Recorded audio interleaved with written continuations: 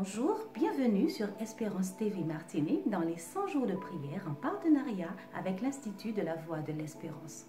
Merci de nous rejoindre pour ce jour 7 de prière qui a débuté depuis le 27 mars où nous nous retrouvons autour de ce merveilleux thème qui a pour titre « La paix au milieu d'une pandémie ». En effet, nous sommes toujours en confinement à cause du Covid-19, mais restons avant tout confinés dans les bras de notre Dieu. Nous y serons en sécurité. Gardons le sourire malgré cette situation difficile et compliquée. Gardons confiance en notre Sauveur et Seigneur Jésus-Christ. Il nous délivrera de nos peurs paralysantes. Aujourd'hui, le texte qui nous est proposé se trouve dans le psaume 50 au verset 15. Lisons ensemble. « Et invoque-moi au jour de la détresse, je te délivrerai et tu me glorifieras. » Ce passage me rappelle un cantique de notre hymne l'Orange qui se trouve au numéro 372 et j'aimerais, si vous le permettez, prendre avec vous juste une strophe. Invoque-moi du sein de la détresse, mon bras puissant te sauvera. C'est Dieu qui parle, on croit à sa promesse, bientôt sa voix l'exaltera. C'est Dieu qui parle, on croit à sa promesse, bientôt ta voix l'exaltera. Alléluia, c'est un merveilleux chant. Revenons à notre texte, donc le psaume 50 au verset 15. « Et invoque-moi au jour de la détresse, je te délivrerai et tu me glorifieras. » Chers amis, ce passage nous invite à demander de l'aide, du secours par une prière à Dieu lorsque nous sommes dans une situation très pénible et angoissante. Mais Dieu nous promet de nous délivrer. Nous pouvons croire aux promesses de Dieu. Dieu n'est pas un homme pour mentir, ni le fils d'un homme pour se repentir. Rien n'est impossible à Dieu. Il dit et la chose arrive, il ordonne et elle existe. Il parle et tout s'accomplit. Oui, c'est ce Dieu que nous servons, chers amis. Un Dieu tout-puissant qui ne change pas, qui aime ses enfants et qui est fidèle à ses promesses. Jamais il ne nous abandonnera.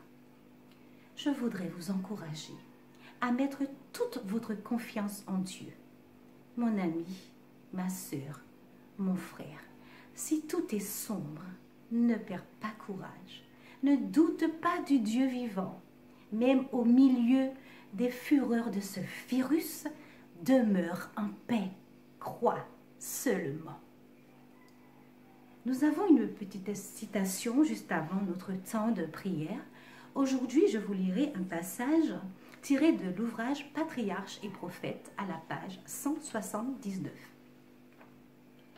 Jacob a prévalu parce qu'il était résolu et persévérant. Sa victoire nous enseigne le pouvoir de la prière importune. C'est maintenant qu'il nous faut apprendre ce que sont la prière victorieuse et la foi invincible. Les plus grandes victoires remportées par l'Église de Jésus-Christ ou individuellement par le chrétien ne sont pas dues au talent, à l'éducation, à la richesse ou à la faveur des hommes. Ce sont celles que l'on obtient dans la prière solitaire, face à face avec Dieu, par une foi fervente et inflexible qui se cramponne, éperdue à la puissance du Très-Haut.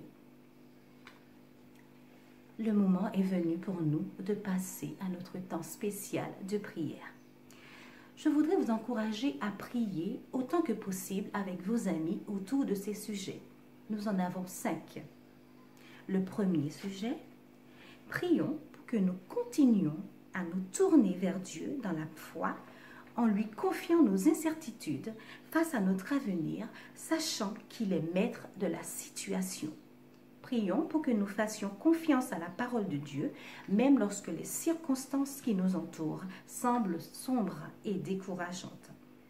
Deuxième sujet, Prions pour la sagesse des dirigeants et des administrateurs d'Église qui doivent relever les défis logistiques lors de la session de la conférence générale reprogrammée qui aura lieu du 20 au 25 mai 2021 à Indianapolis. Le troisième sujet nous invite à prier pour que la session de la conférence générale de 2021 soit remplie de plans spirituels axés sur la mission et que le Saint-Esprit en ait plein contrôle. Quatrième sujet, prions pour le thème de la session de la conférence générale de 2021 qui a pour thème « Jésus revient, impliquez-vous ». Prions pour que dès maintenant, les membres du monde entier acceptent personnellement cet appel à l'implication totale des membres. Et enfin, prions pour que l'Esprit Saint se réponde abondamment sur les membres de l'Église de Dieu dans le monde entier, où qu'ils soient, afin que le travail puisse être achevé et que nous puissions rentrer à la maison.